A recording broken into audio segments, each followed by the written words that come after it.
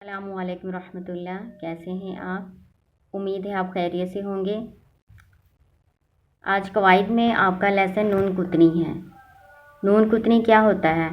اگر تنوین کے بعد حمزہ وصل ہو اور اس کے بعد آنے والا حرف ساکن ہو تو تنوین کے نون کو زیر دیتے ہیں اور آگے جو ساکن حرف ہوتا ہے اس کے ساتھ ملا دیتے ہیں۔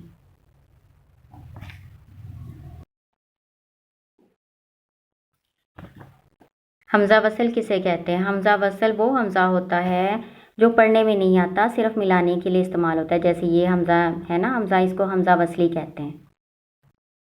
تو تنوین کے بعد حمزہ وصلی ہو اور اس کے آگے والا حرف ساکن ہو تو آپ کیا کریں گے؟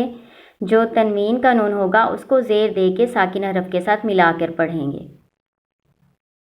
دیکھیں جیسے یہ نون تھا، اس کے آگے حمزہ وصلی اور اگلا حرف ساکن ہے نا، تو کیا کیا؟ جو تنوین کا نون ہے اس کو زیر دے کے آگے ساکن حرف کے ساتھ ملا کے پڑھ لیا۔ کیسے پڑھیں گے؟ نون پیش واو نو، ہا پیش ہو نو ہو، نون زیر با نب نو ہو نب، نون زبر نا نو ہو نب نا، ہا الٹا پیش ہو نو ہو نب نا ہو۔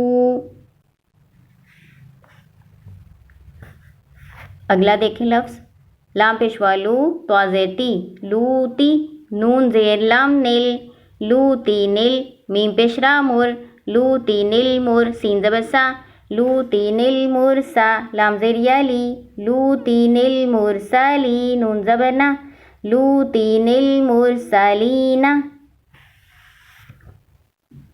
امید ہے آپ کو سمجھ آ رہی ہوگی۔ فا زیتا فت، نون زبر نا فتنا، تا پیش تو فتنا تو، نون زیر نون نیو فتنا تو نیو، قاف زبر کا فتنا تو نیو، قالا با زبر با فتنا تو نیو قالا با۔ آپ کو سمجھ آ گئی ہے نا؟ یہ حمزہ وصلی کیا ہوتا ہے؟ یہ جو حمزہ ہوتا ہے اس کو پڑھنے میں نہیں لیتے، اس کے اوپر زبر زیر پیش وغیرہ حرکت کوئی نہیں ہوتی، تو اس کو پڑھنے میں استعمال نہیں کرتے، بلکہ کیا کرتے ہیں؟ اس کو ملانے کے لیے استعمال کرتے ہیں، اس لیے اس کو حمزہ وصلی کہتے ہیں، ہے نا؟ تو امید ہے آپ کو سمجھ آ گئی ہوگی۔ آپ اپنے قرآن پاک میں سے اس کی مثالیں ڈھونڈیں۔ ویسے یہاں پہ جب اس کو ملانا ہوتا ہے تو قرآن پاک میں وہاں پہ نون زیر نی خود ہی لکھا ہوتا ہے کہ آپ نے اس کو اب لوتی توا کو نہیں ملانا لام کے ساتھ، بلکہ نون کو ملا کے پڑھنا ہے۔ اب یہ لو تل نہیں جوڑیں گے، ایسے اس کو پڑھیں گے لوتی نیل مرسلین، نو ہو نب نہ ہو لوتی نیل مرسلین، فتنہ تو نیو قلبہ۔